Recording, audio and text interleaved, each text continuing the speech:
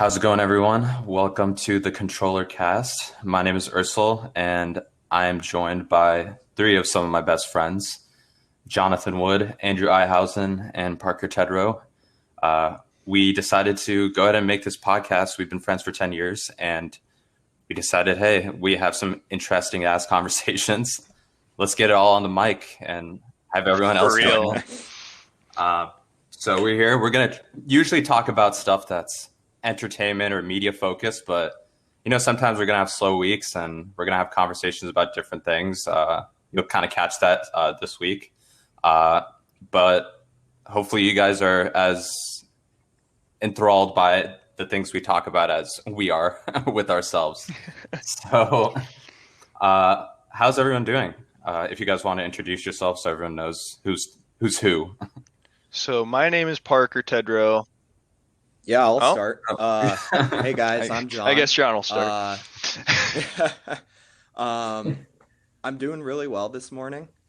We are recording every Sunday morning, so that's probably about the least stressful time of my life. We all work. We're all pretty much fresh out of college, working right now, so we're grinding every day, trying to start something new, and we hope that potentially this podcast can, lead us to something. Parker? That's what we're hoping anyway. So my name is Parker. I'm really excited for this podcast because I'm just excited to talk about some of the things that I watch and see every day with all of you guys. This will be very fun for me. It's first time doing anything like this, so can't wait to just kick this off and get started. And then Andy. Yeah, what's up, guys? This is Andrew. I'm pretty excited to do this. I think some of our Rocket League and other various video game media, our sessions could be, probably top 10 on Apple. But we never recorded them, so now we are. So we'll see you guys at the top. All right. Well, let's go ahead and just get into the topics. I'll go ahead and start off. So let's talk about the current event. I'm going to start off with Drizzy Drake. It's Drizzy season. Yes. So let me give some context. So recently, just a few days ago, actually, Drake dropped he's calling it an EP. It's just a pack of 3 songs called Scary Hours 2. Now he's, just by the name, this isn't the first Scary Hours. He's done something like this before in the past with Scary Hours 1. He did it before Scorpion, actually, which is his last full-length album. He did drop something last year with Dark Lane demo tapes, but that was primarily just kind of a collection of leaked songs and songs that he was just kind of throwing out there in the wild. So it's been a few years technically since Drake's last full album, but he did this last time. And in that pack, we had God's Plan. And what was the other song, actually? He had another song. Everyone kind of forgets about it. It was kind of just... but God's Plan was the big one. God's Plan was probably the biggest song of his career, which is crazy to think about because I kind of... music video is huge. Hotline Bling. Yeah, it's up there with Hotline Bling. Probably those 2 songs are like... And One Dance, his biggest songs of his career. And now he's dropped his 3-pack on us with What's Next? What is it? Wants and Needs and Lemon Pepper Freestyle.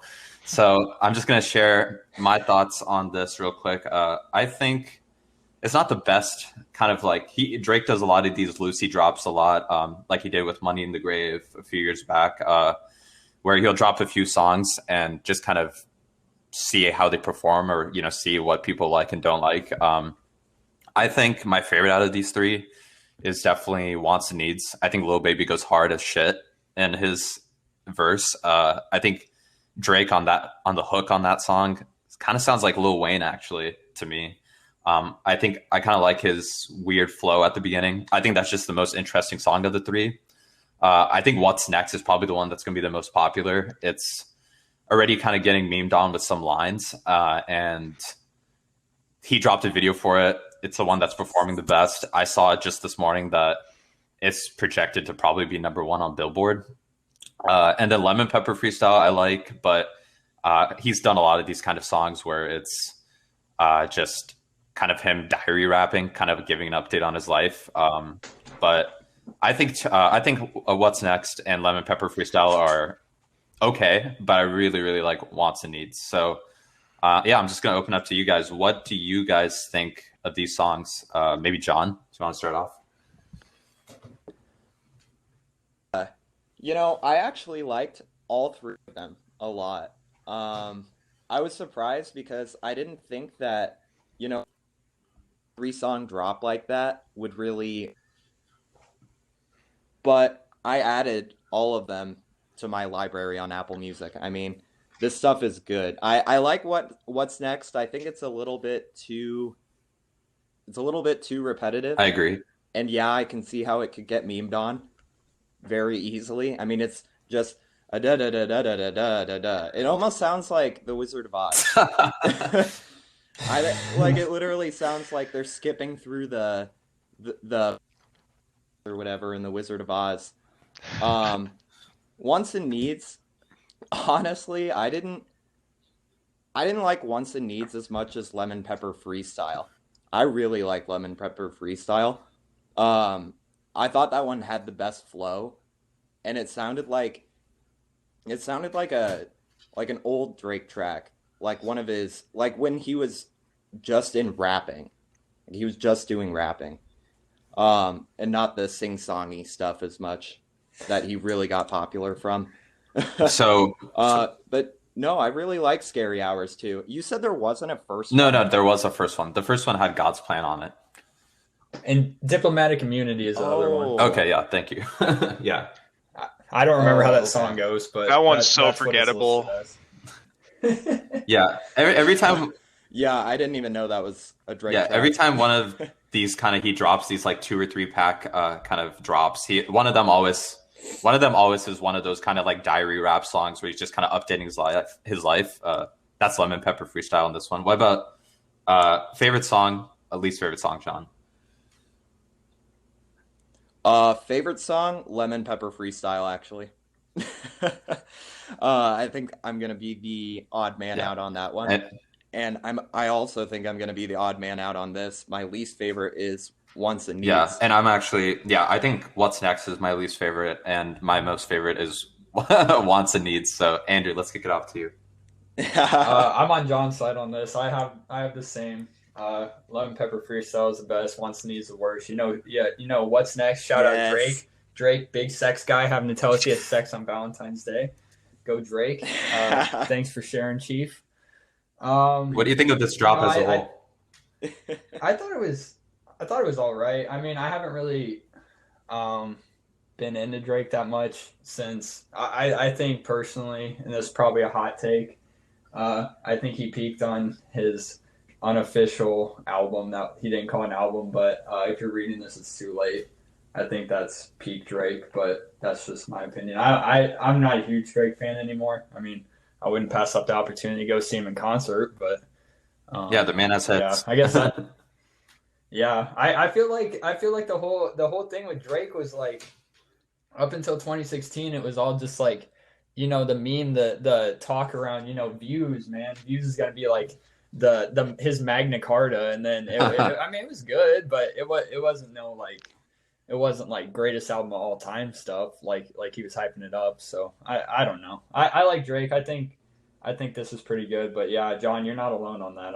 I definitely think Lemon Pepper Freestyle is the best one. There we go. Yeah, I actually don't think it's a hot take to say that If You're Reading This Too Late is either his peak or one of his best albums. I mean, I think peak Drake era is 2011 and 2015.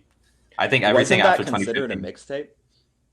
Yeah, it was. Yeah, it wasn't even considered an album. Didn't he do it so he could get out of some record label deal or something? Yeah, it was something with Young Money going on at the time because there's been so much turmoil with that. But yeah, because Frank Ocean had to do the same thing. He had to drop Endless just to get out of his thing so he could go to Boys Don't Cry. Or Blonde, you mean? No, isn't his new label called like Boys Don't Cry or something? Or am I just imagining that? Oh yeah, that is his label. Parker. Yeah. What about you, Parker? So I had completely different opinions than you guys on this. Like, you guys will probably call me an idiot for like what I think on this, but my favorite song's actually What's Next. Like, I just love the beat in that song. It just goes off. Like, I don't even care about the sing-songy stuff from Drake. I just really dig that little beat in the background, you know. When he goes hard. You like Yeah, that Wizard like- of Oz beat? I love the Wizard of Oz, okay? But honestly, my least favorite was Lemon Pepper Freestyle. I was just kind of getting a little bored with the talk rap kind of in the middle of the song, and I just started to tune out a little bit. I really liked Wants and Needs, though. I really liked it, but Yeah. Lemon Pepper Freestyle is my least favorite.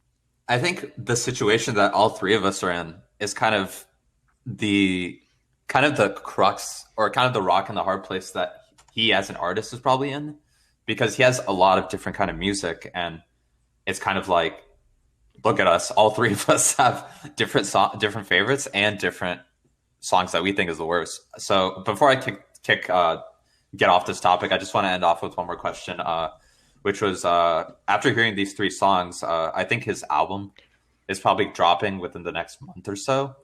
It's going to be called CLB. I guess, how does these three songs make you feel about the upcoming album? I personally, I don't think this is his best little small drop that he's done, but I am cautiously optimistic. I think this next album is probably going to be like a make or break for Drake, because I don't think we really all know totally where he is right now in his career. He's probably had one of the best runs as an artist, and it's kind of like, okay, are we still in peak popularity era for Drake, or are we kind of past that? So that's kind of where I think this album is going to be really important in that aspect, but I'm cautiously optimistic. What about you guys? I feel like if the album's fire, then people are going to still listen to Drake and remember Drake, you know? Yeah. I will say the one thing I want out of this album more than anything is concise, like a concise focus. I want the album to be like 10 to 15 songs. I think the biggest complaint that his most recent albums have had is that they've been like way too long, like 20 plus songs. I think he could just cut out the bloat, make it a 10 to 15 song album.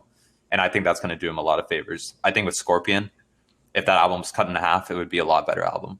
But yeah. Sorry, Parker. Well, speaking of, do you think that Scary Hours 2 is going to be included in the album? So what he did with Scorpion was God's Plan was on the album, Diplomatic Immunity was not. So I'm expecting at least one of these songs to be on there. And I think it'll probably be What's Next, because that seems like it's the most popular one. I just feel like Drake has a lot of throwaway songs that don't need to be on this next album. I hope it's not a bunch of throwaways. Andy? I just want to know when his new album's coming, because it was supposed to come January 2021. Yeah. And it's March now, dude. Yeah. Unless, did he announce that it was delayed or anything? I thought it came out already. So I thought this was his album coming. So what is it? Back in April or March, when he dropped like 2C Slide and all that, he said this album was supposed to come in the summer. That came and went, and he dropped the Laugh Now Cry Later. Then he said January. He got a knee injury, which I guess knocked him out of it. He can't drop an album because his knee was injured. Putting up triple doubles on his new album, bro. He cannot. He can't take a triple double. He's like 30. Yeah, so he actually blamed his knee injury on why the album wasn't coming out. But now I think someone that has a direct line to Drake, DJ Academics, has said that the album is coming March or April. So please don't fall into the Kanye purgatory here, where we're TurboGrafx 16 number 5 waiting for that bad boy. So, but yeah, that's all I have to say. I think I think we're all kind of looking forward to it, to see what he does. But I think we all took something away that we liked from this drop. But yeah, let's pass it on to I don't know. Let's do Andrew. Do you want to take it off with your topic of the week? Yeah, man. So me, I'm a pretty big Nintendo guy. Kind of a policy of mine, because this. We could have a whole episode about how stupid Nintendo is with the Switch and how they're just fumbling the bag. Kind of, not really. It's a hot topic. Really? I keep seeing. I feel like every other week I wake up. I go hoping for some new games or something to be announced, and I just see, I just see rumors, Switch Pro coming this year, Switch Pro coming this year. But the one that Bloomberg posted this week, seems pretty credible. I haven't seen a place like, it's usually Forbes. Forbes usually, they're just sending out articles like, oh, new iPhone 13 is going to have 6 cameras on the back, and it's going to, it's going to like breathalyze you before you can use it or something. So Forbes is good at clickbait. Bloomberg, I kind of trust them a little more. So the gist of it is Nintendo's coming out with a bigger, better Switch model. This year is Switch Pro, as some people are dubbing it. I personally think they should call it the Super Nintendo Switch. I think that'd be pretty badass. Okay, but, I never thought about that. That's badass. That's we'll see where they go. But anyway, so apparently Samsung got awarded a contract to start making 720p OLED panels, which would suggest a nice bump in the handheld side of things. I guess my only worry with this is I talked to you guys earlier this week about this. When they came out with the new Nintendo 3DS, they were like, oh, there's bumped up power, we're gonna make games exclusive to it. I think that lasted I think there's 3 games. I think it's like some dumpster Fire Emblem game, maybe like Xenoblade. Some games that, no offense to those fans, but games that nobody on a grand scale, it's not like Mario. It doesn't have widespread appeal. Yeah. I hope they don't. I saw another rumor from a quote unquote reliable insider, whatever that means, that their Switch Pro is going to have a exclusive catalog. I don't think that's going to happen. I guess I'm torn on this because I feel like they could do something. They're either going to do something like the PS4 and the PS4 Pro, where it's the same base game, but the PS4 Pro might have a bigger file, better, obviously look better, be in 4K, maybe have 60. I just think Nintendo really just shoots themselves in the foot all the time by always being a generation behind. I mean, this Switch Pro is going to end up being like the original PS4, or something. Maybe not even that. and there's the PS5 and the Xbox Series X that are out. And I mean, I think, they have a pretty niche market, so to speak. I feel like, obviously people aren't buying Switches to play Cold War or anything or GTA.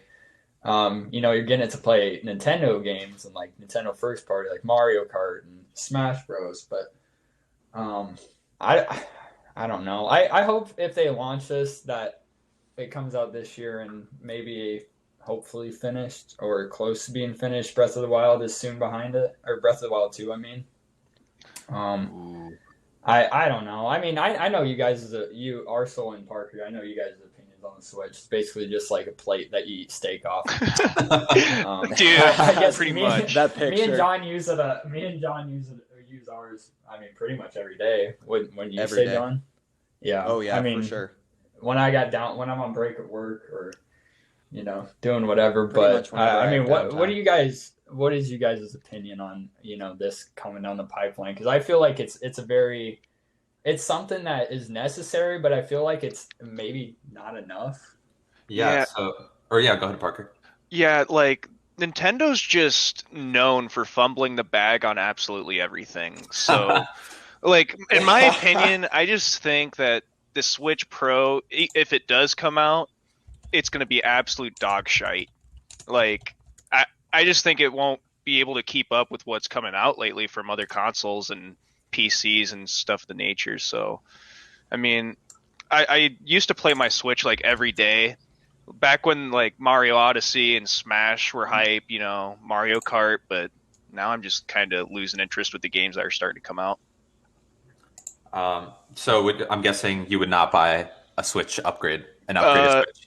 Hell no, because I would never play it. Okay, I'll take it off from here. So I think one, this is something that probably this is the best time to do it. A lot of people from Nintendo have said at this point that we're about the halfway point of the Switch's life cycle. When we saw the the mid generation upgrades for Xbox One X and PS4 Pro. We saw those also come in the mid generation. I do think though that, to be completely honest, if they never did this, I don't think anyone would care that much, because I think we're in a situation where everyone knows that, look, the Switch is graphically very technologically very outdated compared to even the PS4, right, or Xbox One, which are very old consoles. And I don't think anyone is buying the Switch for, at this point, hey, I want something that really brings the specs. I want something that really is pushing my pushing the limits for what a game could be. Because I mean, if you look at a lot of the Switch games, like, I mean, Breath of the Wild looks beautiful, but that's not exactly like a graphical showcase compared to something like like Last of Us 2 or Miles Morales. So I personally don't I don't think it's necessary, but I think if they're going to do it, this is the best time to do it, because I think we're probably looking at 2 or 3 more years of the Switch being around before we probably need an upgrade, or probably see an upgrade, and developers want that. I think it'd be a really bad idea for them to do exclusives for the Switch. I think that would just alienate the wider audience of the 80 million people that have one now. So I think that would just be that'd be a serious miscalculation. But I don't think I would get. I personally don't think I would get the Switch upgrade. I already feel like there's just the games coming to the Switch right now are very few and far between. There's not really even anything with the release date for me personally that I'm interested in. So I would probably hold off, or probably not get it, as long as there are no exclusives. If they came at me and said, "Listen, Breath of the Wild 2 is an exclusive," that might be a different story. But that's the only situation I'd get a Switch Pro. Yeah. So, but that's where I'm at. Maybe John, I don't know if you want to. Yeah. So for sure, to your guys' points about exclusive games, that would be an atrocious idea. Nintendo cannot do this. I mean, for sure, like you mentioned, 80 million people have a Switch or something like that. I'm not sure what the latest numbers are, but dude, that user base is so strong. And if you were to say that the most hyped game of possibly this generation is going to be an exclusive to the Switch Pro, people would buy it for sure, but it's not a good idea, and it's not a good business idea. And Nintendo has never really made good business ideas. They hate making money, bro. I swear to God.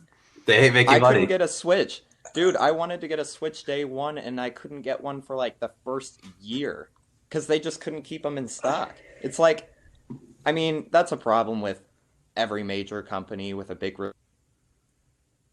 having the same issue with PS5, but what I think that Nintendo should do with the Switch Pro is, rather than create an entirely new unit, I think they should make a dock upgrade, because with the USB-C potential and what PCs can already do with USB-C, they can literally just have an external GPU, sell the dock for $150 and say that it upscales games to 4K when docked. And then every game still runs in handheld. I think that would be the best way to go about it. Yeah. But I personally, the way I see this playing out is, so I think the 720p rumors about the screen I think those are probably true. And I actually do get behind the conversation of, to be honest, I don't think we need a 1080p screen, because it's such a small screen, you probably can't even tell the difference. And they can take that processing power or whatever that would go towards 1080p and put it towards battery life. I think if we got 4K, it would probably be something like dynamic 4K that we saw with PS4 Pro, where it's probably maybe it might be 1440p upscaled, probably not native 4K. I agree. Yeah, that's really. I guess I got two trailing thoughts on this. Okay, one, I feel like a sucker. I think we all should feel like suckers for jumping in 2017 on the Switch ship, because I mean, if you're buying one now, I mean, man, you got a very luscious library. But right, for somebody who's had it since September of 2017, I'm just it's this is what I'm worried about. Also with the PS5 is I got it, but now that I'm on the back end going forward, I'm gonna be like, I beat this game that just came out. Next game's not coming for like 3 months, and then I'm Right. like, okay, well, I guess the PS5 is different. There's like Rocket League, COD, There's all that third-party stuff, things that but hold like you the over. Switch, Yeah. yeah, the Switch, I'm like, man, like I guess, I guess Mario Golf's coming out in June. And then the other thing, we talk about fumbling the bag for them. I mean, but dude, the rate it's going, it'll be top 3 best selling console of all time. I mean, dude, they don't care. I mean, Yeah, and that they could release, Mario wipes Toad's butt in 3D, and they would sell like at least 500,000 copies. Oh man, because there's a huge install base. Mario makes a porno. To your point, think about someone like me that had the Wii U. I had that library of games, and then I got the Switch almost right away. The first 8 months it was out. It's the same library, bro. It's the same library. Yeah, it's the same library. So think about me. Like, I have had nothing new. There's been nothing new. Don, It's ridiculous. Do you think if they'd release the Switch Pro this year, would you buy it? If it was $300? If it's I don't like brand new console. I would. I'm pre-ordering it whenever it comes out.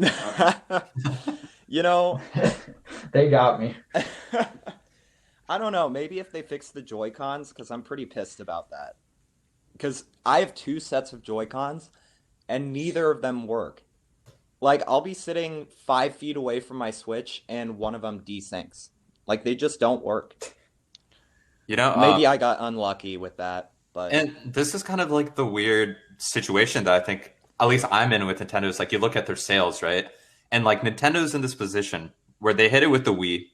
They fumbled the bag with the Wii U because their marketing was absolutely atrocious. But God awful. But like with the Wii and now with the Switch, is they really know how to tap in to the casual market. They really know how to take advantage of that and really go after people that aren't into video games and get people interested in that with things like, back with the Wii, my dad was into the Wii because of like Wii Sports. There's all these people that like from college that don't give a rat's ass about video games, but will get the Switch because Animal Crossing looks so cute, right.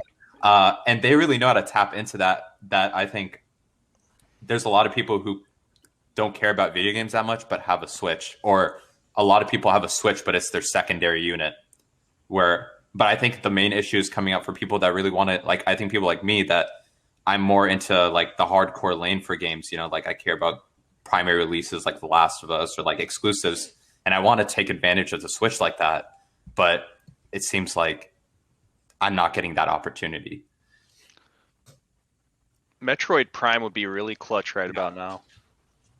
But yeah, Nintendo's doing really good because they have the casual market by the balls. That's pretty much what I was trying to say. Yeah, they really got so in the Super Mario 3D World, a game that's almost 10 years old. A game that I have, and I have, and I beat. I bought for $20. I bought it again.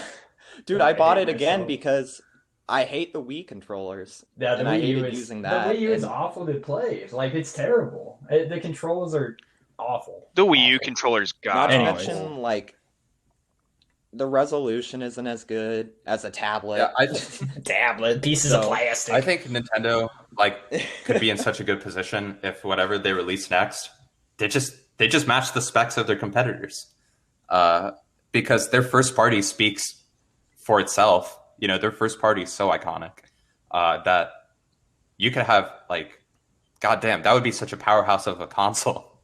If you think about it, imagine the third party support that you get with Series X and PS5. Oh my gosh. And you get Nintendo's exclusives. If Nintendo, right, if they somehow had, their gimmick or whatever that is successful, combined with third party support from everyone and the first party, knockout. But they won't do it. Nintendo has so many easy things they could do to just be more successful and make more money, like Virtual Console, for example. Like, imagine if that were on Switch and they could just make infinite money from old games, but they choose not to fucking do it. just so It's so confusing, easy. bro. Well, it seems like we have mixed thoughts on this topic. I mean, Andrew, I know you're gonna buy it. I think me and John are kind of in the middle somewhere, hesitant. I'm kind of leaning more towards no, as I don't know, like Nintendo has some, in my opinion, scummy business practices, and Parker seems like a no. So it seems like we probably. I think this report. My ending note. I think this report is real. I think, that I think Bloomberg with Jason Schreier, very reliable. So I think we're going to get an announcement soon. But yeah, I think we should probably let's keep moving on to the next topic. Parker, do you want to take it off? Yeah, man. So my topic of the day. So this is more so to do with some real life stuff going on. There's a lot of controversy building up around it right now. So head coach Greg McDermott for Creighton basketball was suspended from coaching indefinitely for a comment he made to his players after a game on February 27th. So after the game, he actually told his players, all right, like with a serious face, this is what he said. Guys, we got to stick together. We need both feet in. I need everybody to stay on the plantation. I can't have anybody leave the plantation. This is just kind of inexcusable language to use with primarily black players. So there's two sides to this kind of equation, right? There's that two people are arguing about. One side is talking about how like this he just got suspended because we're living in cancel culture, and he just meant it as a bad analogy. He was meaning the plantation was talking about his team, and there are a lot of people on the other side. This is kind of where I'm sitting right now, where I think he could have just used better language to talk to his team, and just. I feel like the reason he said the word plantation was to intentionally be racist. Like, that just doesn't seem like something you'd say just out of nowhere. But I wanted to kind of lead this conversation off to you guys. What side of the fence are you on about this issue? Like, do you believe that he's just using plantation as a referral to his team? Or, like, do you think he's being intentionally racist? Because I could honestly kind of see it being either, but I'm more on the side of that he's just being kind of racist. I think, I mean, you should take context into account, but also, I mean, dude, okay, listen, Greg, if you're listening by chance, Greg, you're a college coach, you make over $1 million a year to coach basketball. All you have to do is just be aware of your surroundings. It's so easy, bro. Without getting too political, I mean, like, dude, did you miss like May until like October of 2020? Like, did you miss that? Did you like fall asleep and wake up in like October when basketball started? Like, dude, hibernation. Like, no matter what your context is, you can't be talking like that in 2021, especially when you have African Americans on your basketball team, and like you can say there's context needed. Well, not really. You don't have to have context to realize that the first thing this guy thought of all his teammates working together was a plantation. I mean, Jesus, dude, come like, are you tone deaf? Do you think we're that stupid, Greg? I'm sure tone deaf. So tone deaf's a good way to put it. I'm sure he's like a good coach. Obviously they win, but I mean, like, you have to be more cognizant of your surroundings when you make comments. And when you make comments, I mean, I didn't hear any pushback from him about getting, suspended, but I mean, you have to take it on the chin. You just got to be more cognizant of what's going on around you. Like, no matter what the context is, I mean, that's an inappropriate thing to say to college kids. And you know what the kicker is? These kids aren't getting paid to play. Literally, they're. Come on, man. But something else I wanted to add also, I forgot to add this little detail when I was talking about it at first, but Marcus Zagorowski, so one of Creighton's top players for the team, actually went on the news last night and backed Greg McDermott. So he said, in summary, basically what he said was not okay, but that's my guy. He was the one who shaped me into the player I am today. So there's a lot of people still backing Greg through this, but go on, Arcel. So just to give some context too, just like why we're like talking about this. So like with the current events, like this whole section, we all come in with a topic we want to share. Most of the time, that's going to be something worldwide or national or whatever. But if it's a slower week, we're going to talk about more personal stuff. The reason this is a personal topic is we're all originally from Omaha. I mean, and Creighton University is actually where I got my my degree from. So we all have somewhat of a personal connection to this topic. But in my take on this, just to give some insight on it, I follow some ex Creighton basketball players. And for a few months, actually, they've been talking about how Creighton University's basketball program and the higher powers running it, there's some racial kind of issues transpiring. And I've been seeing that kind of on my Twitter timeline for a few months. And it was really crazy to see them talking about something like that and seeing it transpire, like seeing something like kind of manifest almost out of that. I think the optics on this are really, really bad. I think it's a situation now where it doesn't really matter if what his intention was. Or because I mean, at least when I think of the word plantation, there's only one thing I think about. I don't know about anyone else, but that's just what history's taught us. Yeah. But yeah, I think his intention is like no one's ever going to know the intention for real. You know, someone can always say their intention. I don't think we would ever know that necessarily, and I don't think it matters. I think he said that to a room that is as primarily has black players on the team. And they took offense to what he said. Yeah, and I think that's a bad look. And I think him being suspended, I think that was the right call. I don't know if he's going to get like completely removed, but I think it would have been a bad look if Creighton didn't do something about it, which I'm glad they did do something. But I think I don't so highly regarded too, you know, in the community. I mean, you just got to be careful about what you say. So does being suspended indefinitely, like, does that bar you from ever coming back and being the head coach again? Or does he, like, no. So he's officially not even canceled yet and people are screaming cancel culture with this whole situation. And I don't think firing him would be the right move just because, like, I mean, yes, the comments are bad.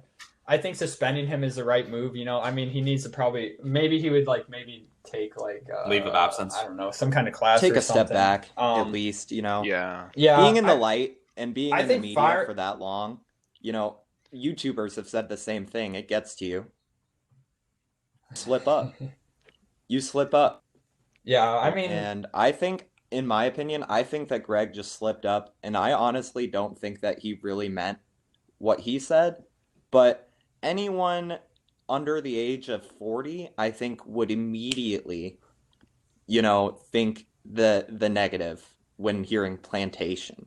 Yeah. Nobody thinks of a basketball team when you say plantation. Choice of words. Yeah, and to be fair, I think for the most part that cancel culture is really stupid. I think it's just like really extreme in most cases. They took away Dr. Seuss and Mr. Potato Head, bro. I'm telling you.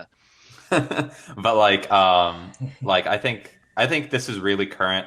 It's not like this is something that's arising from like 25 years ago when he said this. So I think I think a suspension, like he just takes a step back away, and then comes back to the team when things have kind of calmed down and maybe he's gone through some sort of training or some sort of something to understand the situation better. Yeah, I feel like a bunch of white basketball fans are just saying like cancel culture because like Creighton's having a really good season this year and they just want their head coach, so they'll try to make any excuse they can to like have him back. I don't even know how to explain it, dude.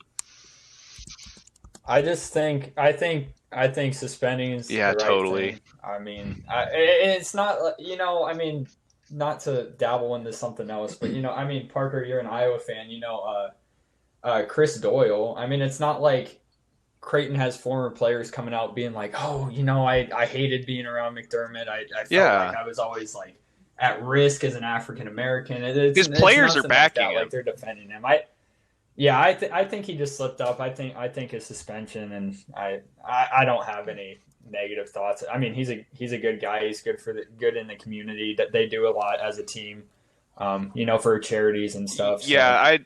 I completely agree. I think the suspension is the right call. Yeah.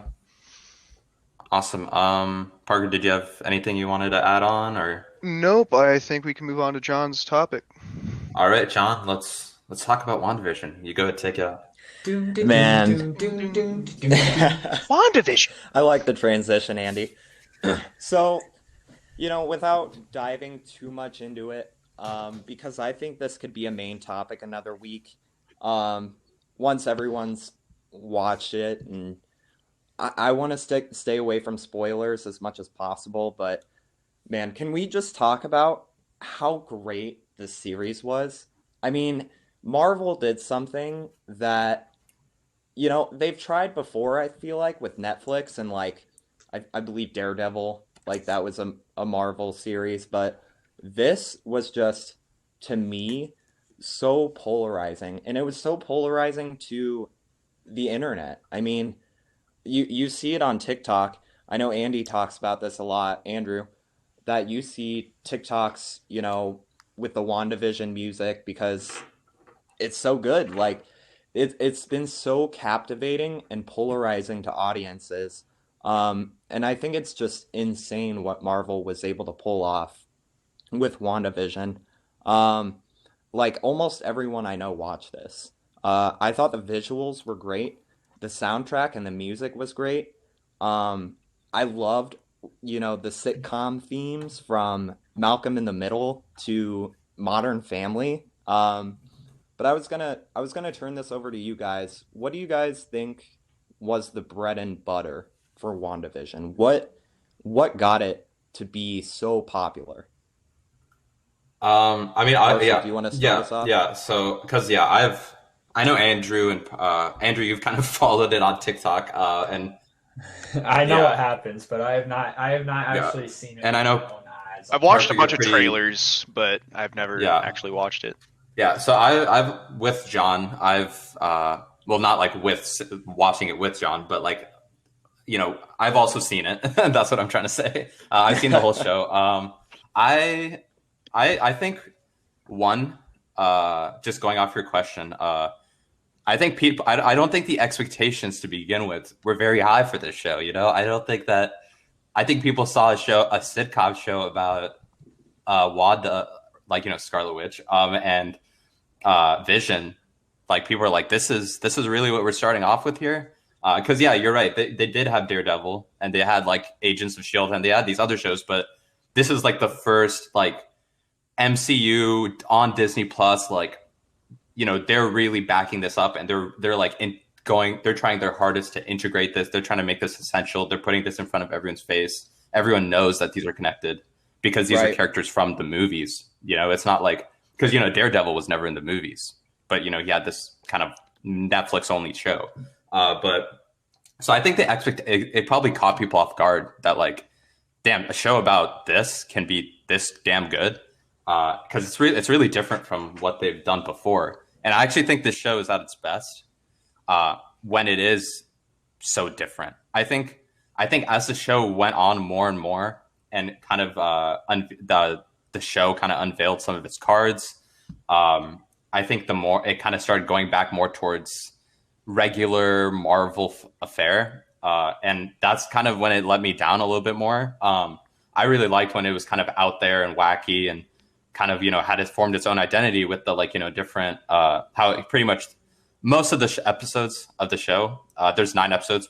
So episodes 1 through 8, I believe, or 1 through 7, they all follow some format of a famous sitcom.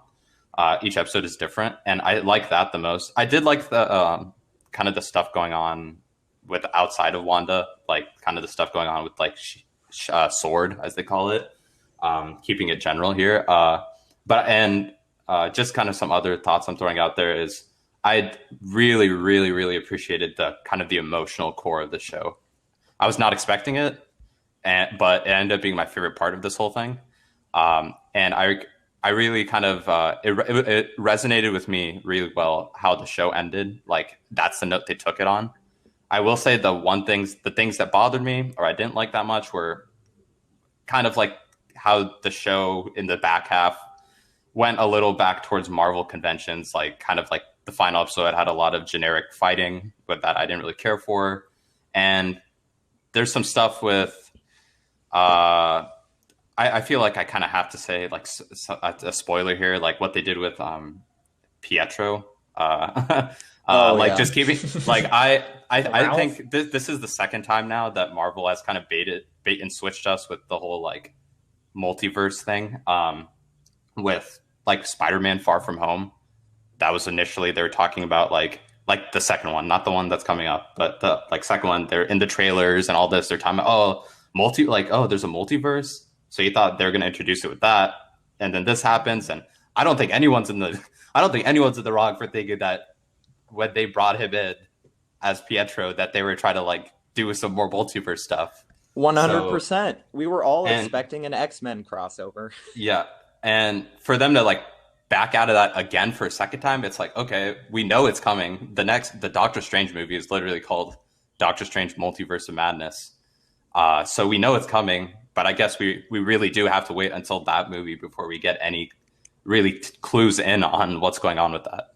And that kind of rubbed me the wrong way that they kind of really like tried to fool us there and just kind of completely pulled the rug out for a second time. But overall, I really like the show. Like, I would probably give it like, I kind of want to do like ratings for this kind of stuff because I feel like it'd be good to keep track of. I don't know about you, John, but I'd probably give it.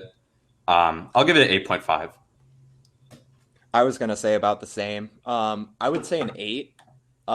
Just because I do agree that once the sitcom theme kind of stopped, it really did stray away from what made it so special. And I think that the way that it ended off was, without spoiling too much, and maybe you guys disagree, a little bit open to questions, open to interpretation, and I feel like not everything was tied up. Yeah, and that's like the thing you kind of have to take with like these Marvel shows now is like, well, the Falcon and Winter Soldier, that's starting in like 2 weeks. So it's like, all these stories are interconnected and they've been planning this stuff out for years. And you kind of just got to go along for the ride because it's like, yeah, like when it ended, I was like, yeah, didn't answer all the questions, but I know with this movie or whatever, they're probably going to come back around to it and answer it. So it's kind of a weird situation. But yeah, I think that's a viable thing to take a knock from it, that it didn't wrap up its own storylines fully. Yeah. But a solid 8. It was a really fun thing to watch. What about you guys, Andrew, Parker? I know that, Parker, you didn't watch the show. What do you guys think was the bread and butter for WandaVision, and what made it so captivating? So for what I think made WandaVision so popular, and even though I haven't watched it, I kind of can get a tell for what it's all about. Like, I've watched all the trailers for it and everything.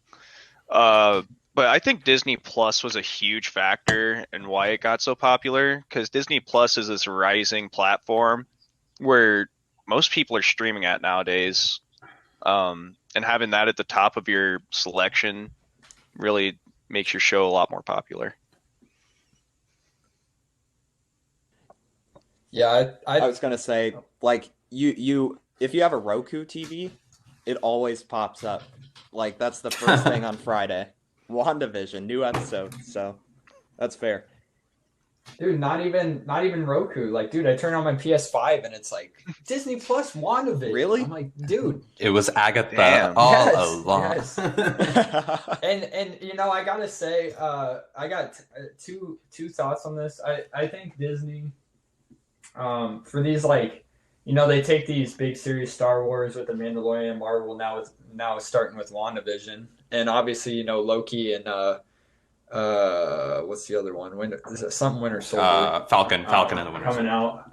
Yeah, and I think there's like a contrast between the streaming services, because Netflix, I mean, they might release Atypical, for example, whole season, just all there, just binge it. But Disney with, the Mando and WandaVision, releasing one episode a week keeps the hype up. Yeah, it keeps in the conversation. I guarantee. love that Disney Plus does that. I guarantee I could follow it along by just, TikTok, like trending TikToks. Like, I mean, like if it all came out at once, I guarantee that wouldn't have been the case. I think that's good. And also to tie into that, my other thing is just, how people are talking about it, I don't even have Disney Plus, and I feel like I watch the show with everybody because of TikTok. I mean, I got the the little dud surprise at the end. I even got that. I even watched it, but I think Disney does a good job of keeping the suspense up by releasing one episode a week. I mean, that's what worked that's what sitcoms and TV shows did for all of history up until like streaming services came out, and like one new episode a week. Like, I mean, when I was young, I used to watch like Dragon Ball Z and Pokemon. They have one new episode every Saturday morning cartoons, maybe. That was exciting. That was awesome. So I think Disney's doing a good thing. I hope they keep it up. I'll probably end up watching WandaVision because I know even some people I know that aren't really huge Marvel fans like myself. Like, I mean, I know who Scarlet Witch is, because I've watched all the Avengers movies except Age of Ultron.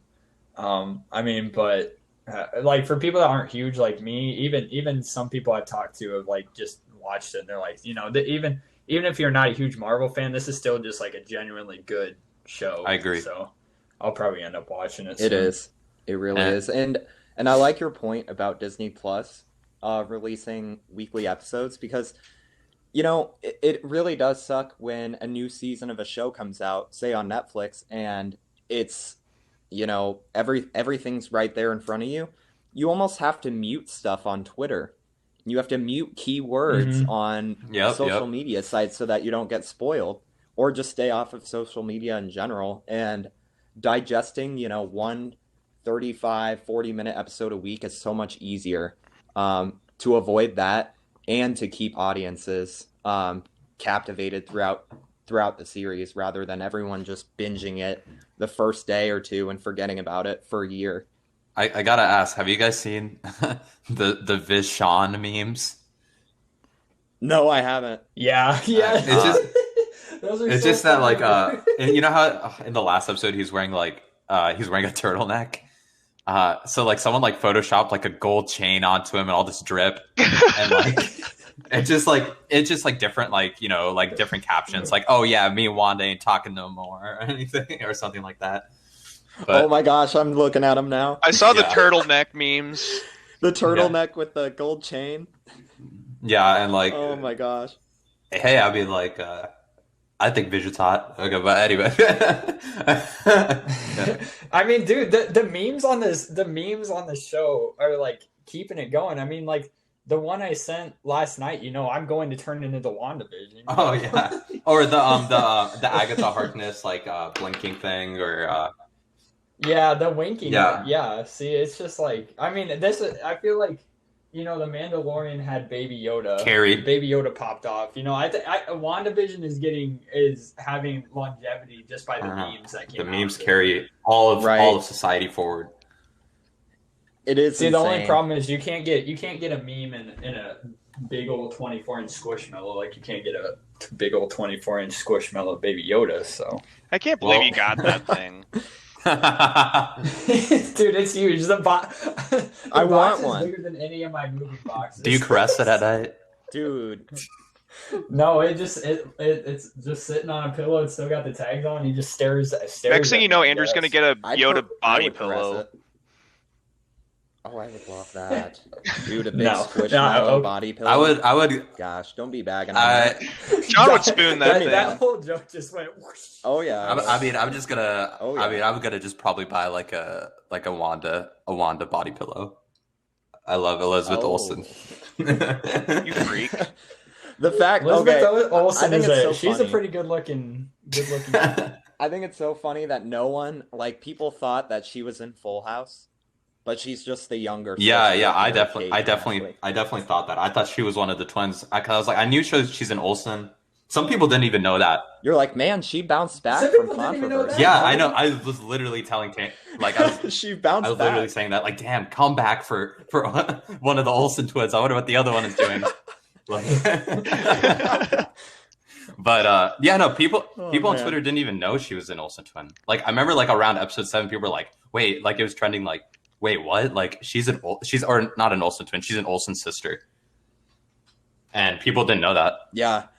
But Dude, the Olsen twins used to be the hottest commodity. Like, well, didn't they? Aren't they like? I don't know. Did they? I know they had some downfall. I think they're into like modeling or something now.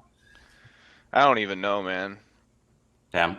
Well, okay. Well, that's WandaVision. I mean, between averaging our scores, like it's sitting at an 8.3. So we'll have like a nice little like backlog of just everything rated, and we could probably rank it at some point with everything else. Now it's actually funny because now we're gonna get to our main topic, and this is gonna be a really fun conversation, I think. But let me give some context. Funny little thing. There's actually a reference. There's a Blade Runner reference in the last episode of WandaVision, and I'll get to that. But yeah, our topic, our movie that we all watched and we're all going to talk about now is Blade Runner 1982. I think we all watched the final cut, but I have seen previous cuts of the film. Now, this film is kind of historical. Like it's really regarded as this classic of cinema. It's influenced so many things, countless things, regardless of our opinions on the film. It has influenced so much. And actually, just giving some background to this film, came out in 1982, but when it came out in 82, it didn't have that much commercial success, and it didn't have that much critical success either. It actually got a lot of mixed opinions. It wasn't until 10 years later in the 90s when the director's cut came out, I believe, which is pretty equivalent to the final cut, that this movie really gained its cult classic status, and now is regarded as this beloved film that a lot of people love. So I guess we'll kind of first start off with everyone's opinions. I'll start off with mine and my experience with this film. I originally saw this film when right before 2049 came out back in 2017, just to be caught up with the Blade Runner lore. And I actually saw, funny enough, I saw the original cut of the film, the one that like came out in theaters, the one that now the director and even Harrison Ford say they don't like that cut of the film. That's the cut I saw. And I thought it was interesting. I thought it was decent, but I didn't love it. And then I did end up seeing the final cut a few years back, and I did appreciate the final cut a lot more. And I appreciate it more second time I watched it. And I'm going to be honest, I watched it this third time and I liked it even more. I think every time I see this movie, there's something in my eyes that's something like unknown, something different about this film, something almost like magical about this film, where it's just like, it's not a regular film. It's just, there's a weirdness to it. There's just like weird zaniness to it that, I don't know. I think it kind of draws me in. I think it makes it more interesting. I think the world itself is amazing. I think they leave enough to your imagination. They don't go too big. They keep things small, where there's enough to your imagination where you can really imagine this world outside of what's being shown in the film. And I appreciate that. I really do like this film more and more every watch. And I don't think it's as good as the second one. The 2049 is one of my favorite films of all time. But I still really like this one, and I really appreciate it. And yeah, that's my thoughts on it. My general thoughts. So maybe Andrew, do you want to go ahead and talk about it? Yeah, so this time when I watched it was actually the second time I watched it, and I've watched the final cut both times. I watched it last year. I don't remember when exactly. It was sometime before COVID. So I'd seen it before. I thought, so my initial thoughts are, the atmosphere and environment are just incredible. I think the synth that plays. I love the jazz music. I love most that. of the score. I love the jazz music. Yeah, most of the score of the movie is it's like synth based, and I think it's really cool. I think there's two things that are cool about the visuals. One is just, I mean, the visuals themselves. Like, yeah, I think a lot of the visuals, the special effects would probably hold up in a movie today. Maybe not like, like it wouldn't look like, a Star Wars or Marvel movie, but it would hold up really well. Also, I think the other thing is just kind of seeing how people in like the 80s like imagine like 2019 being, and then what it actually ends up being is just like the same thing basically as 1980, just updated buildings. um but I think the movie's great. I think the second time watching it, I was able to take in the story a little more, because the first time I was just like, man, like this, like I was just totally enthralled by the atmosphere and the visuals and all that stuff, and I didn't really pay that much attention to the story a whole lot. And we'll delve into the story. But then, watching this, I was able to get a better grasp on the story, and I think it's obviously not like it's not like I'm calling it the greatest movie of all time. It's a very good sci-fi movie, and I mean you can't discount all the things like that it influenced, like the cyberpunk style, vaporwave kind of style, stuff like that. But those are my initial thoughts before we actually review it. Parker?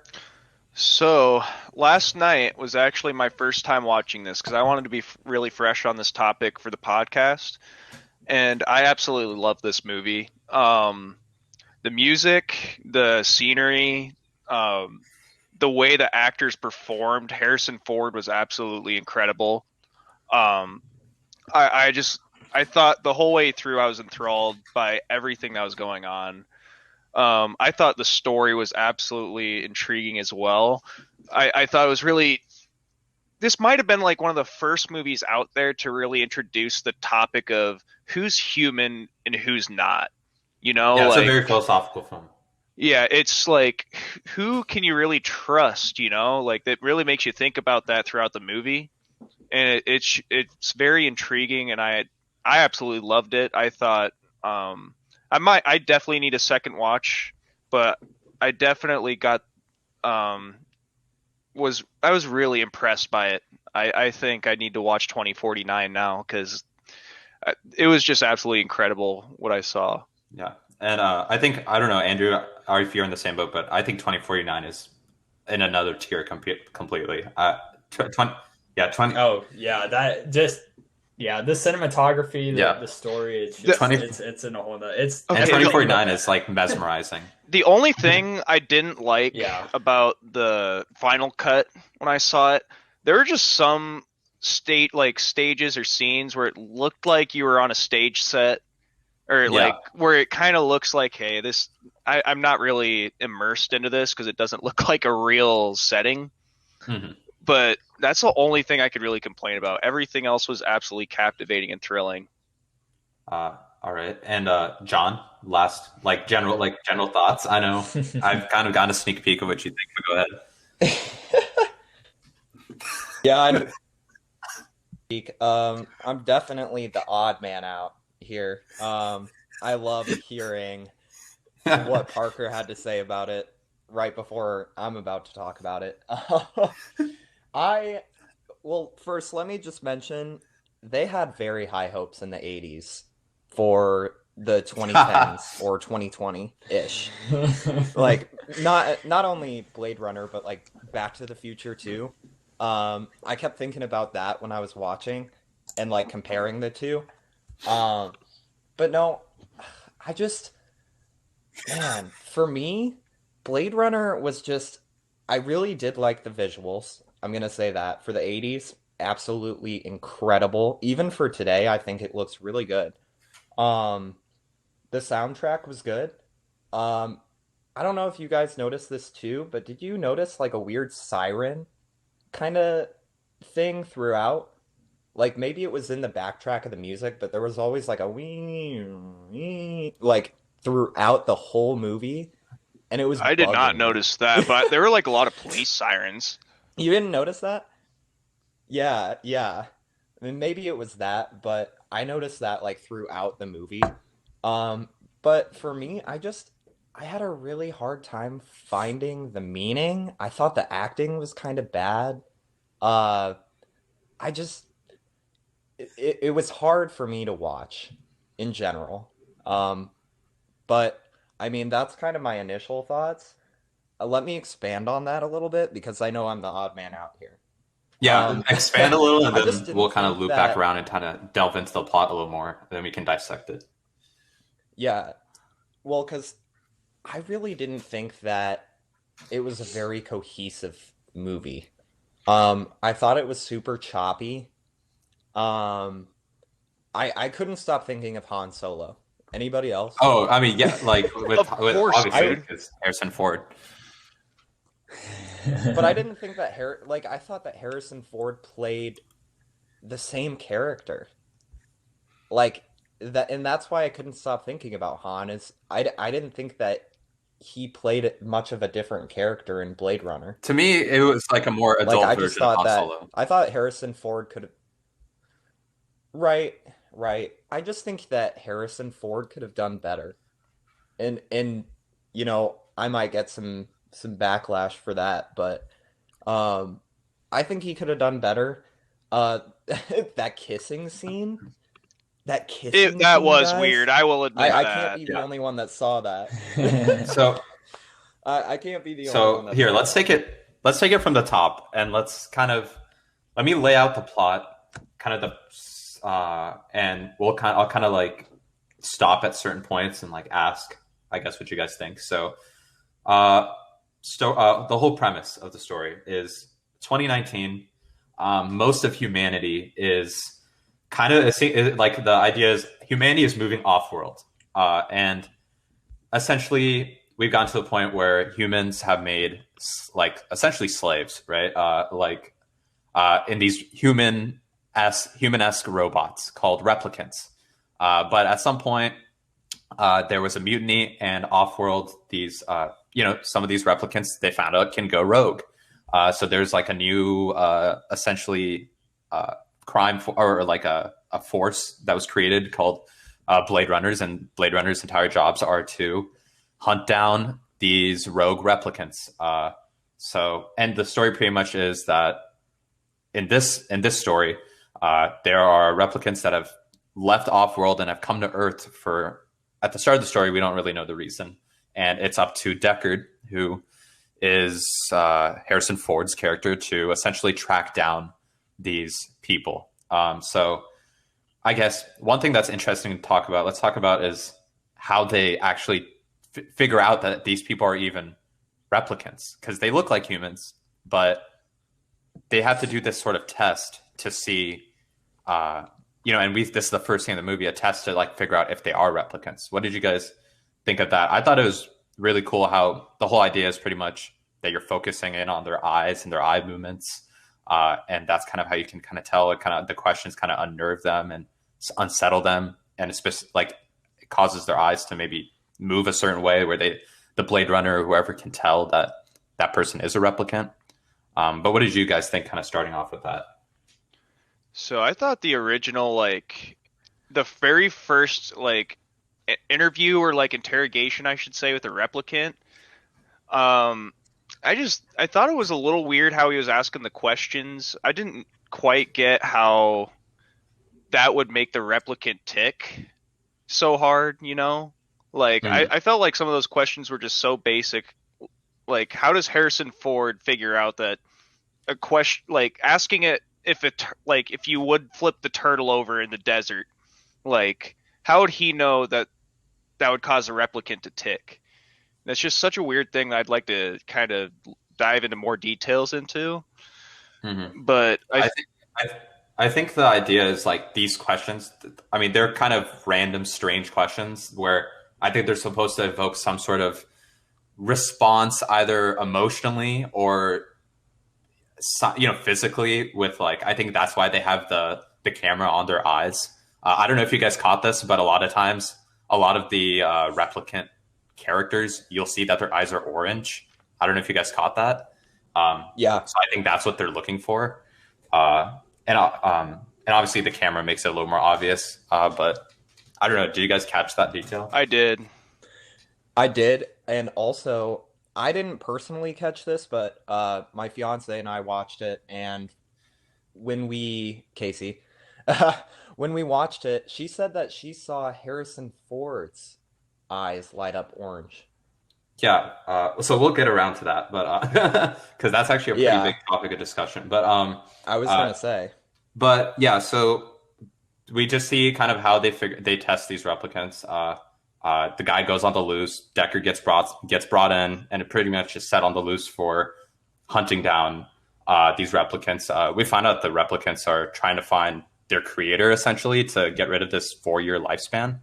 Uh, and so we're kind of seeing this parallel story where we're seeing the replicants try to find the creator, and we see Decker trying to kind of hunting down, trying to do some do detective work to essentially find uh, everyone. But I wanted to ask, I guess, what did you guys think of? Also, a big focus of the story is kind of the dynamic between Rachel and Deckard. What did you guys think of that? I thought it was intriguing how Deckard found like a romantic relationship basically with a replicant. Hmm. I'm trying not to spoil too much, No, no, we but can spoil the shit out of it. No, yeah, uh, this is full No, this is spoiler. a full so review, baby. I thought that was intriguing because she was like the one replicant who had actual human emotion, right? Like she was the one who displayed full human behavior, and she No, actually shot like one of the replicants like so while they it was. can show. I think they can show behavior. I think the main difference with her is that she's the first. She's like one of the first, or like is in a line of replicants that actually have memories. Like they've implanted memories inside of them. So Yes, she doesn't even know that she's a replicant. yeah, like the Deckard basically asked her like about this, was it a spider with like green body and orange legs or something, and she had a memory of this even though it wasn't real, like that. I know what you're talking about. Hmm. So basically that designer who made all the replicants just implanted Tyrell. all of the, yeah, Yeah. Tyrell, who just implanted all of these memories into these replicants, basically programming them how to behave and how to act. And Deckard's just kind of falling. I feel like he's falling into this trap where he's just falling in love with this kind of manufactured being. Hmm. What about you guys? Yeah, and I think one major thing we should disclose is that so these replicants, I correct me if I'm wrong on this, but they only live 4 years and they have advanced aging, which makes them only live 4 years. And I think if I remember correctly, the reason for the for retiring replicants is that they are like have gone rogue, Hmm. obviously. And I think you can see in there. I think Rachel's one of the ones that's more advanced, but also in the scene where they're in his apartment. I mean, he's basically teaching her how to feel the emotion of love. Really, he's like, say you want to kiss me, say like you love me, stuff like that. He's like teaching her how to do it, which I think is Yeah, very so interesting. that's kind of like what I also picked up on this time watching it. Like, so yeah, eventually they have a romance that kind of buds into, like they have a romance. And yeah, that's kind of how I viewed it a little more this time, was he's trying to like show her something. I would be honest, the first time I watched it, when they finally kiss or whatever, it came off as like super rapey to me. But it kind of makes more sense now.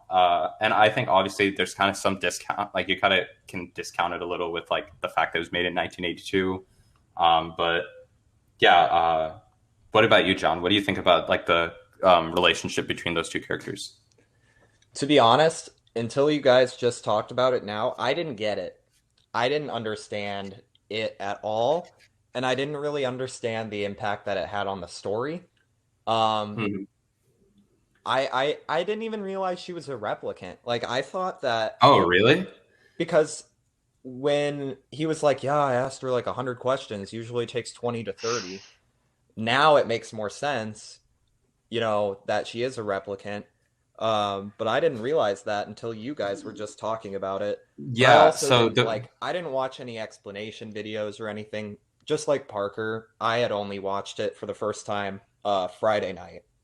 Yeah. So So yeah, with the whole thing behind that, it's like it took 100 questions because one, she's kind of like this new line of replicant, but also she herself, like at that point, doesn't even know. You know, Right. it's not like her actively trying to hide something from Because I the person remember her giving the test. saying, yeah, when they first met or whatever, she was like, "Have you ever accidentally killed someone that wasn't a replicant?" So I Mhm. thought that was interesting. So as someone who didn't know she was even a replicant, like what were you making of when he's like pretty much telling her her childhood memories? To be honest, I just thought it was an awkward 80s love story that they put into the movie to have it. Like I really didn't think that there was any significance to it. And I Yeah, was like, okay. "Oh, So she shot the one replicant. Okay, I cool." I mean, think that that must have been it.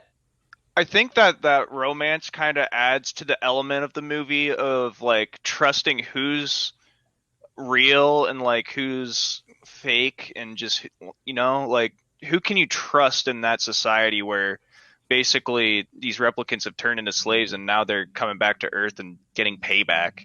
So it's like it just adds to that element of who can you really trust.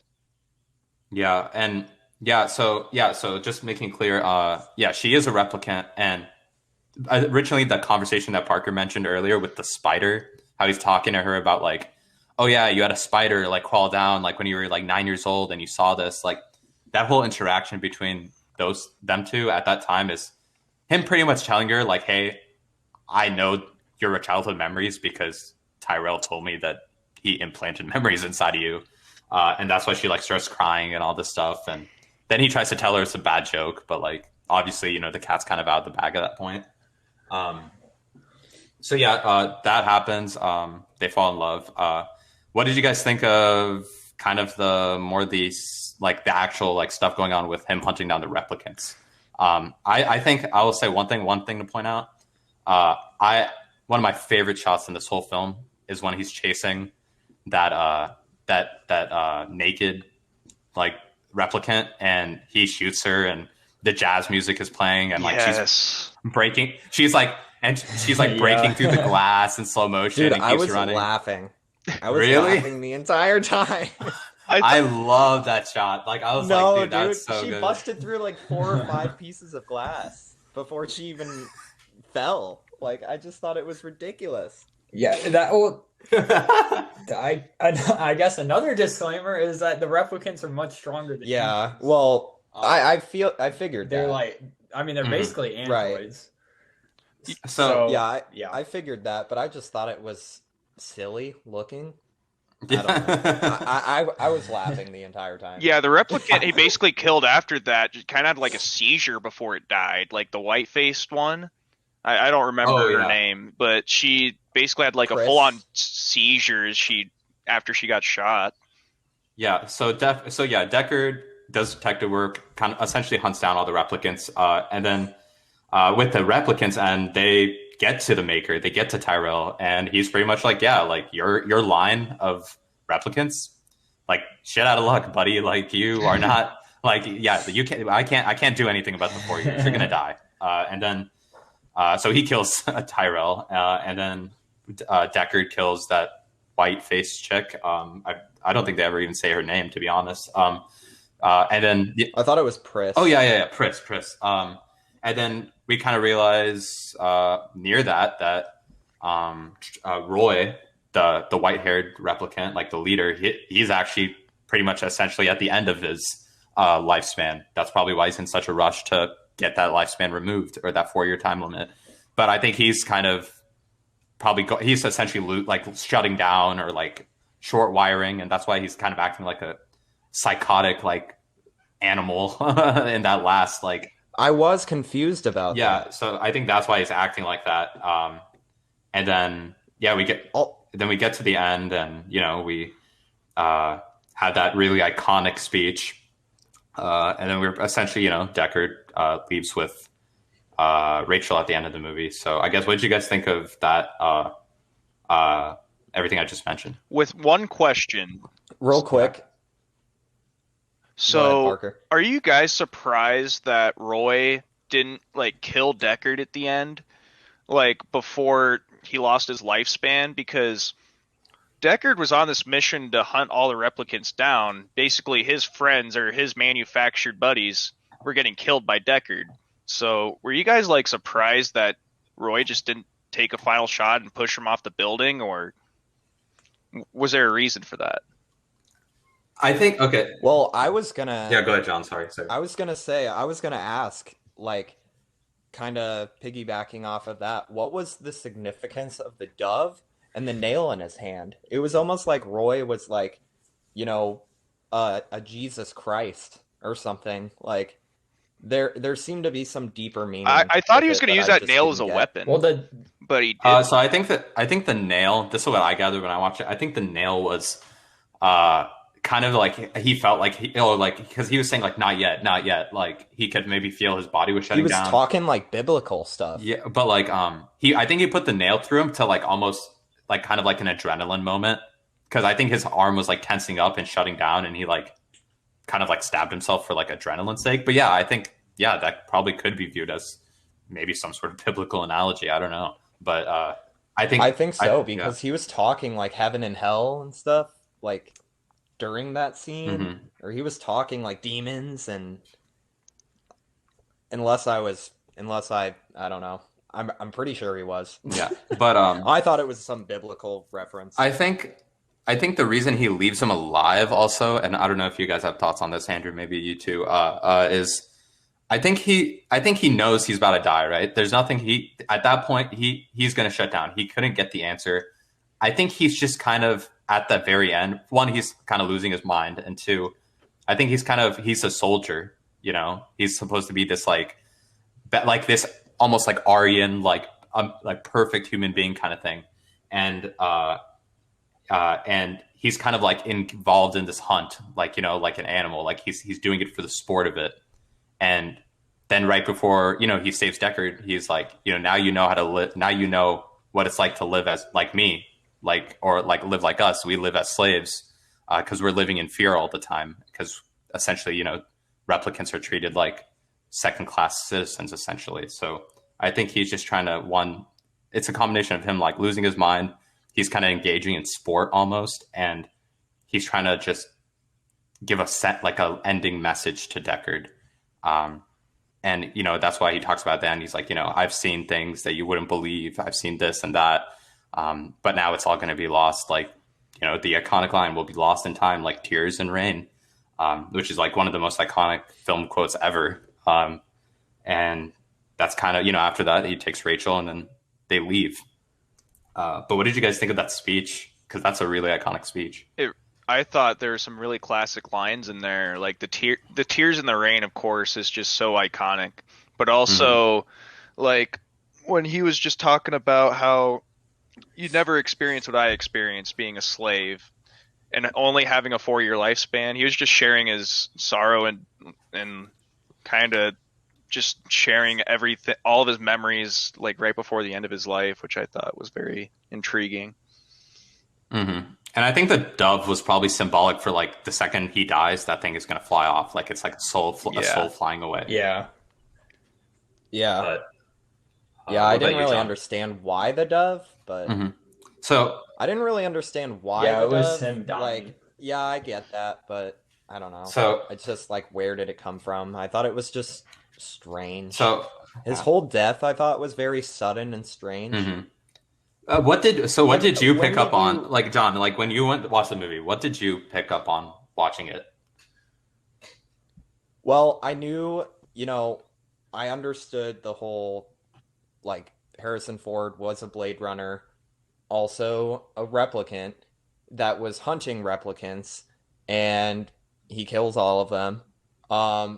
What I really didn't understand, and I think this is what tripped me up, is I had no idea that the leader replicant, Roy, I thought he was called Nexus. No, Nexus is the line. Of Yeah. Oh, okay. Yeah, Nexus I think 6. they're Nexus 6 or something. Yeah, that's right. But I never knew that he was toward the end of his life. I thought, like, I had no idea why he was acting so crazy at the end. Yeah, it's because I was just like, wow, this is a really, like, weird final battle for a movie. Yeah, it's because he was essentially near to the me, end. it was just very awkward. Yeah. Here, let's talk about some like wider points about this film because we just laid out the plot. But this will help touch and kind of fill in the details of the plot. One thing I want to talk about is the difference between the final cut and the OG cut. So to tell you guys what I actually saw the first time. So the big difference is in the original cut of the film, there's about a dozen monologues that Harrison Ford does throughout the film to explain things, to explain his character's thoughts, explain what's going on, things like that. Specifically, like when I was watching it this time, like one time I can very vividly remember that there's a monologue is when Roy dies and Deckard is just looking at him, and it's just kind of cutting back between shots of Deckard and Roy dead at the end. Like there was a monologue in that, but there's monologues throughout the whole film. Another thing that got cut out, or that something that got put into the final cut that wasn't in the original cut, was the unicorn dream sequence, and we'll come back around to that in a sec. And then also something that's actually got removed from the final cut is in the original cut, the movie doesn't end when Rachel and Deckard leave the apartment. It actually goes to like an overview, like drone shot, essentially, of like the forest, like some forest area. And it's just like him narrating about how they're living it's happily ever after, essentially. So what happened was 1982, when the film was about to come out, their screen tests for the film, they were very poor. So that's why they decided to add in the monologues for context and that happy ending of the forest shot or whatever. And they didn't have the unicorn scene. But the director did not like that cut of the film. He was upset with those changes, but that's how it got released. The thing is, when the movie came out 10 years later and the director's cut released, they added in all those they put in all those changes I just mentioned. And that's when the film actually developed its cult classic reputation as, what it is now. It's because of the director's cut, where they, took out the monologues, they got rid of that happy ending, and they added in the unicorn scene. So what do you guys think of that? I'd want to see the monologues now. Like, what was Harrison Ford talking about throughout the movie? Like, that's something that's really intriguing to me. Like, how did he, how long were the explanations, and did it make the movie a lot longer, or was the explanations were they insightful, or were they something that added context to things or made things easier for you to digest? That's something I'd be intrigued by, actually. Well, the funny thing about them is they weren't.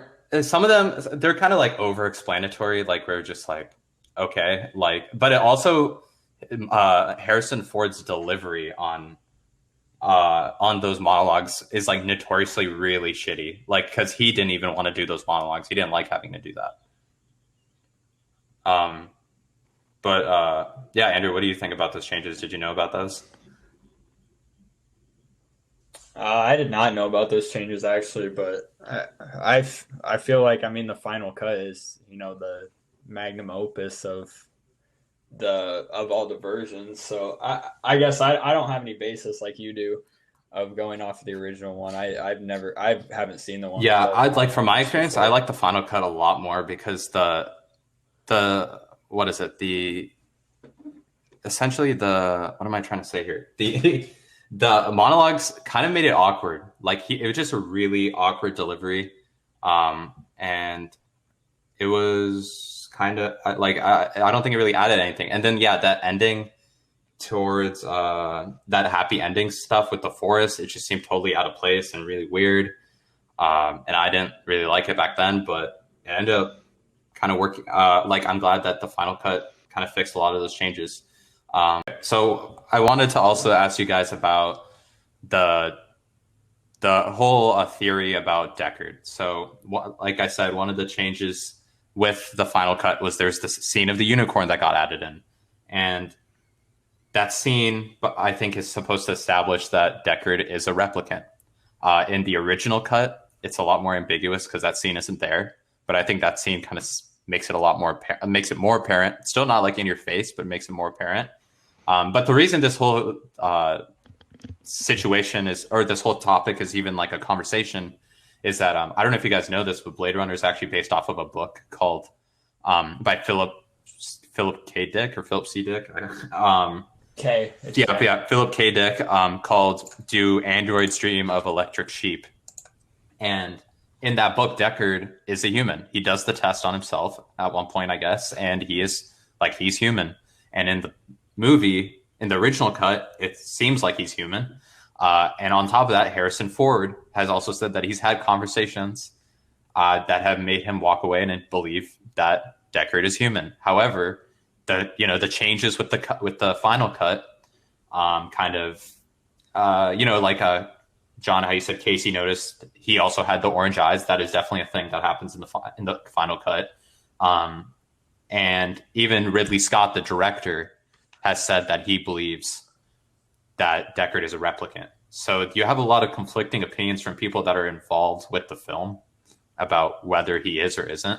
But like Andrew has mentioned that it's also maybe supposed to be left up to interpretation. So I guess, we can kind of kick off there. And what do you guys think about this whole, is Deckard a replicant or is he not a replicant thing?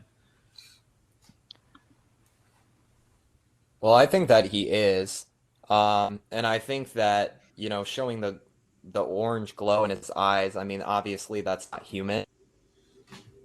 It's like a very why would they add that? Why would they add that after the fact? Like, think about if you were in the 80s and you saw this in theaters, and then, everything you thought about the movie, the conclusions you came to were wrong when the final cut comes out. Mm. Like, I mean, maybe it was just a thing for the 80s, but I just think that's kind of silly. And I think that it kind of, that adding okay, that wait, hold after on, the hold fact, up. the final cut, kind of. I'm not totally sure if the eyes were added in after the fact, but the unicorn scene was definitely added in after the fact. Oh, okay. Well, regardless, I just think that, some of what the movie did in general, and I like being able to read into stuff, and I don't think everything should have to be spelled out, but I think a little bit more of the movie could have been spelled out. And like you said with the monologues, I think that would have been helpful to keep, maybe to explain a little more in the final cut. That's just me, because I only watched the final cut, and I thought the movie in general was pretty confusing, and I just thought it was kind of choppy throughout. But what about you, Parker? What do you think about this whole replicant talk, this discussion / theory? I honestly think he's a human. Just based on the simple fact that these replicants are designed to have 4-year lifespans, plus Deckard wasn't able to do the superhuman shit that these replicants were pulling off, like jumping across buildings, being able to, I just felt like throughout the whole movie, his whole goal was to kill these replicants. Wouldn't he feel some sort of shame or guilt every time he did it if he was a replicant himself? So there's a theory, right, that maybe he's also, and I'm not gonna get too into this because we'll probably watch 2049 and talk about this more, but that maybe he's also a part of that same line that Rachel is, and we know that the Nexus 6s had 4-year lifespans, but they don't necessarily spell out that the Nexus 7s are also, or if that's what they're called, are in the same boat as the Nexus 6s with the lifespans. So maybe there's a theory that, or there's opinions that he's a replicant and he's in the same boat as Rachel, where he doesn't know that he is a replicant. I could see that.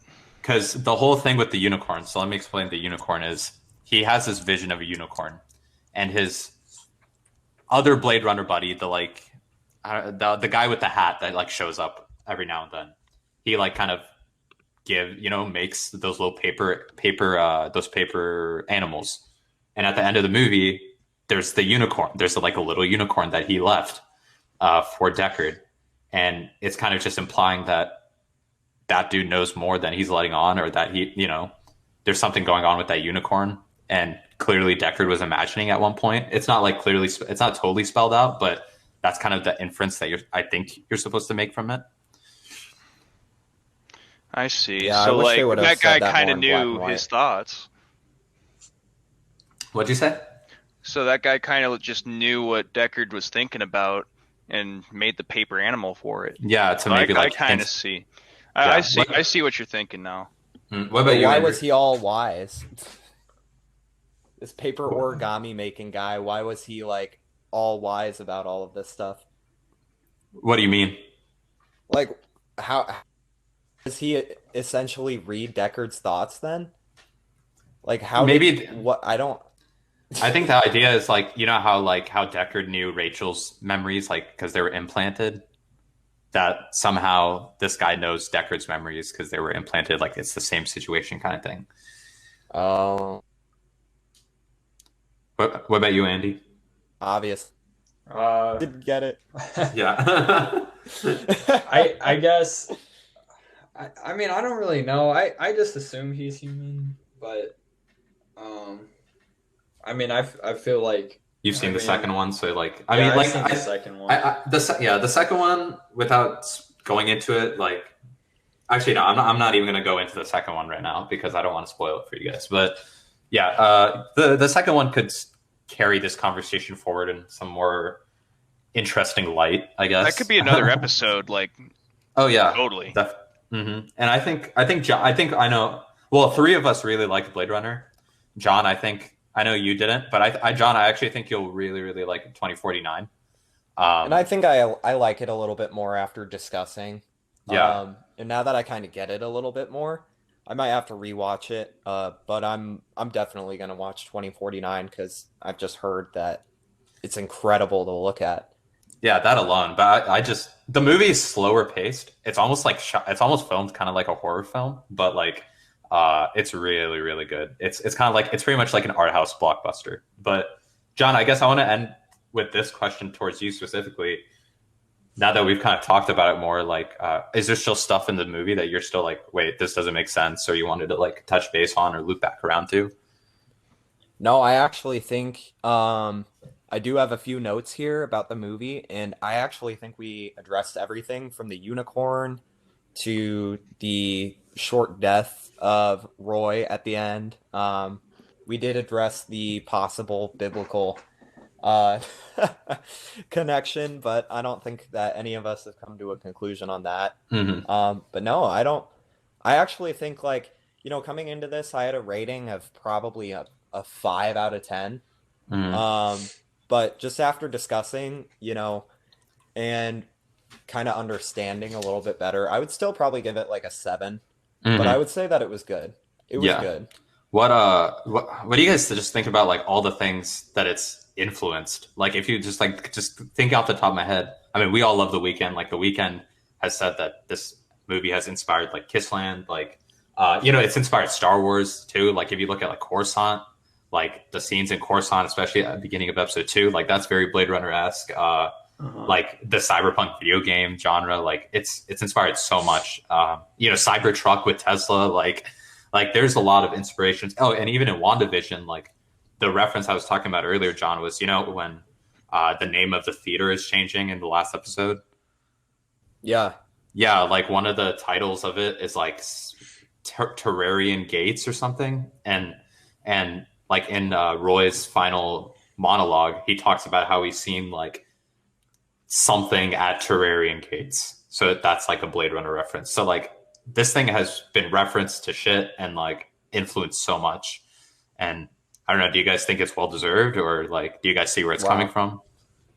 I could totally see it.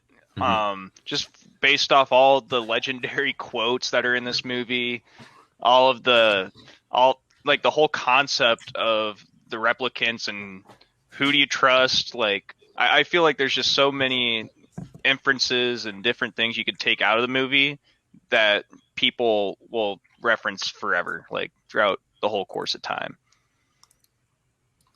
Yeah. And then I guess I'll just give like, what about you, Andrew? I mean, I love like cyberpunk vaporwave stuff, and uh, I don't I love the genre that it kickstarted.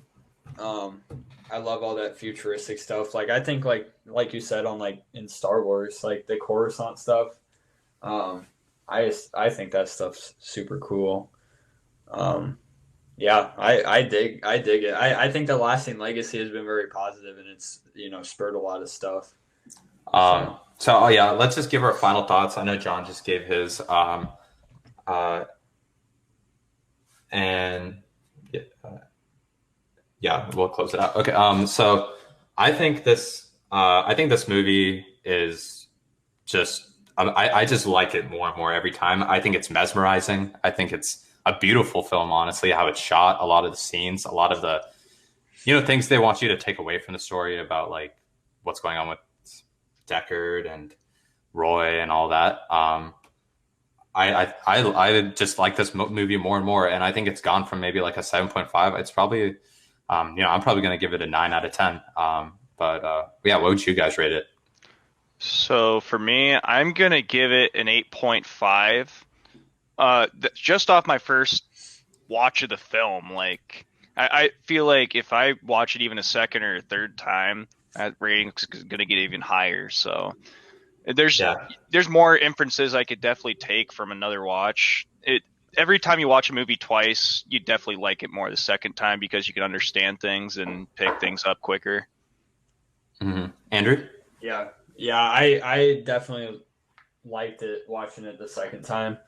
I'd probably give it a 9 like you. I think the movie itself the story is very interesting. I think the visuals and atmosphere are bar none for a movie from that time period. I think it was well done. I thought all the acting was good. I thought there wasn't any parts of the movie where I was just like, man, this is just dragging on. This is boring. Like, can we tapping on my watch like let's wrap this up, boys. I didn't have any of those thoughts watching this movie, which I have with some movies. But yeah, Star Wars. Yeah. Sometimes it's like, oh man, like, geez, I don't got all day here, but yeah, I give it a 9. I think it's a great movie. Okay, just putting all of our scores together with John 7, Parker's 8.5, Yoromai's 9, we're sitting at a 8.4, which I think makes sense because Parker and I think it kind of just makes sense that the people who have seen it more kind of give it a higher rating. But yeah, I think that's probably all we got. We talked about Blade Runner for a while. We talked about a lot of topics for a while. And yeah, I think that's it for this week. And we'll see you guys for the next episode. Thanks for listening, everyone. Thank you, guys. Yeah. See you. All right. See you guys.